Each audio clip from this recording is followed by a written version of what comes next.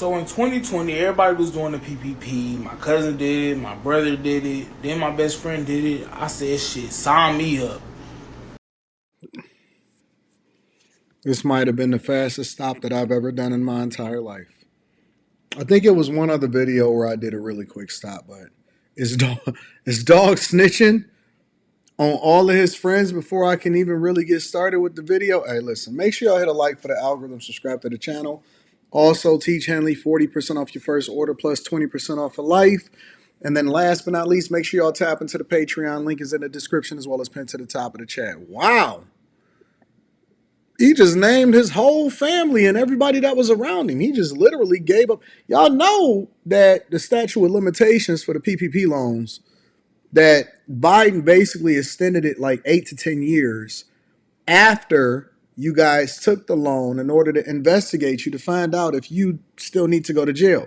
So if any of those people haven't been caught yet or something like that, which I'm assuming for the sake of conversation, and the fact that he's so gung-ho about explaining this openly to people, that nobody or everybody has been caught already and that they already took their plea deals and their charges or whatever, that's what I'm assuming.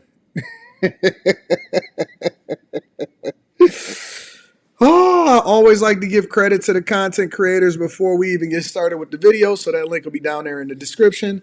Let's get it all from the top, from the very beginning, and then we're going to go from there, y'all. So in 2020, everybody was doing the PPP. My cousin did it, my brother did it, then my best friend did it. I said, shit, sign me up. Now, I wish I never fucking did the shit. So, bro, 4 years after the money already spent, I get a knock at the door the other day. Boom, boom, boom, boom, boom, boom, boom. Dallas Police Department, open the door. We know you're inside. Shit, I opened the door because I ain't do shit. What the hell y'all banging on my door like that for? Put your hands behind your back. You're under arrest. I'm like, damn, what the hell I do? Can I put my dog up? They're not giving me no information. Not letting me put my dog up. Get to the van. Take me downtown. I'm in booking, asking, what am I being arrested for? They're not giving me no information. I find out when I get in front of the judge, I got 4 charges. Bank fraud, wire fraud, making false statements, and tax evasion. So the judge never mentioned PPP. So it's not registering to me what am I actually here for. So he said on my bond at $20,000, I go back to my cell. I'm talking to my cellmate and I tell him about the charges. He like, bro, that's for PPP. I'm like, how you know? Tell me why this man tell me that it's been at least 50 people that came through within the last week with the same charges. So the jail is overpopulated. The court's backed up for months. My next court date isn't until July. After I make bail, they tell me I gotta go on an ankle monitoring bracelet. And this bitch hurt. Bro, I can't leave the house. I can't smoke. I can't drink. I can't do shit. And mind y'all, they can listen to anything I'm doing at any given time and freaking talk to me through this bitch like it's a walkie-talkie. Bro, I talked to my public defender earlier, and this man tell me I'm facing 22 years in prison, but if I find a way to get them the $22,000 back, that he can get me less than 10 years. I don't even have money for a paid lawyer. So, yeah, I got a $10,000 watch. Jesus Christ. So wait a minute. If they can listen to you through the ankle monitor, which, forgive me, because I am not a criminal. I do not believe in jail time. I don't believe in prison time. I don't believe in plea deals. I don't believe in court-appointed attorneys. I don't believe in any of that type of stuff. I believe in following the law. So if anybody is watching this on these videos, I believe in following the law, taking care of business, and doing things the way that you're supposed to do it. We just gonna assume that this guy is just telling the absolute positive truth, right? If they're able to listen to you on the ankle monitor, then that means that you are admitting to a crime as well as implicating a bunch of other people that may or may not have already gotten caught up and arrested in the first place. And y'all put y'all freedom on the line for 20 bands that you now are probably going to have to pay back, plus interest, plus lawyers' fees, plus inconvenience and all of this. So y'all did it for a watch. Is that the watch that you did the PPP loan for? Lord, help us. Lord, help us, help us, help us. Every time we have an opportunity to do the right thing, we do it the wrong way. And honestly, I do believe that people need to pay for the sins that they do or the things that they do against the law.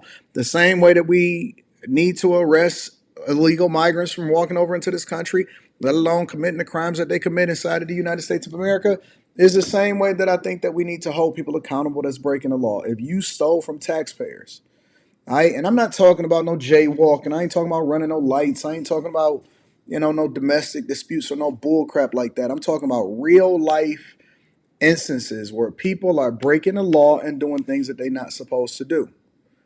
Right? If you stole from taxpayers, because really this is all taxpayer money. I remember when we was talking about just a little while ago, it might even have been over a month ago or so, where we were talking about Lil Wayne and Chris Brown and all of them, and they took it, and maybe they did it legally, maybe they didn't, but they did it on behalf of the taxpayers. And it's unfortunate that we have to foot the bill for things that other people are finessing about. And when y'all took out that loan, that was really for small business owners. Let me say that again. It was for small business owners. When y'all took out that loan, I remember that we were reporting in the news at that time because we was running the Millionaire Morning Show and this channel at that time. And we were reporting in the news that real business owners that actually was trying to utilize it to sustain their employees and their businesses, they couldn't even get the loans, which means that they had to issue them multiple different times to meet the needs and the standards, because taxpayers that really needed the money, that actually paid into the system, were the ones that was left out in the cold. And the ones that was finessing, and they was out here buying Lambos and apparently $10,000 Cartier watches and stuff like that, they were the ones that was out here finessing. You know what? I think I'm going to buy me a Cartier. That's one of the watches that I think I might have to get. That's not even a watch that like was on my radar per se. It's not a watch that, depending on which model you get, it doesn't necessarily appreciate over time, but it does relatively hold its value. But it's a nice watch. Not the ones that's bust down, not all of that nonsense, but the ones that are really nice with the leather band and all of that stuff. We're gonna get there. I'll figure that out. But the point that I'm making is that it was designated for people that really needed it. But I'm telling you, I seen every person from the local barber to the dude that was out here finessing, and next thing you know, they was out here running it up. The one thing about the Trump administration is that this is truly right sizing the government and a great reset. And once I seen Biden, even Biden at that time, and he basically extended the range or the amount of time, because you don't want things to expire beyond the statute of limitations. He extended the range to which they can investigate and basically claw back the money and hold people accountable for it. I knew it was over. And so now you still see people that's out here acting like everything is cool. They got 5, 6 more years before they come and get you, big dog. And now, you know what I'm saying? He's sitting there with that ankle monitor on, snitching on everybody, saying that they can listen to him and they can contact him, and it's uncomfortable. And he's facing 10 to 20 years in prison? Nah, never. Never. It was nothing that I was ever going to be going through that would cause for me to put my freedom on the line with bank fraud and wire fraud and all of that. Now you're talking to a court-appointed lawyer that probably got slip-on shoes and is telling you to take a plea deal for 10 years? Nope. And you got to pay the money back? Nope. Nope. No, no, no. I will pay any amount of money to keep my freedom, and I am not going to jail, especially for no finesse. That was a setup from the beginning for most of y'all. It was designed for small business owners, and they basically cut the red tape so that they can expedite the process and give people their funds. But I seen that as a finesse. If you was any kind of real hustler, let's say that you didn't qualify for it and you wasn't supposed to get it. If you was a hustler and you couldn't see that coming a mile away and that finesse, boy, I got a bridge to sell you. I got a bridge to sell you over in Nevada or Arizona or wherever it is that you want to rock out with. The point is that a lot of people took this stuff out and now they got to pay the price for it. And was it worth it? I warned people. I said, man, don't do it. Don't do it. Now they got to look over their shoulder every day because they could possibly be facing 20 years. Let me know what y'all think inside of the comments again. Always like to give credit to the content creators, so I'm going to link back in the description. Make sure y'all tap into the Patreon. Link is in the description as well as pinned to the top of the chat. I love y'all. I appreciate y'all. I can't wait to read y'all comments.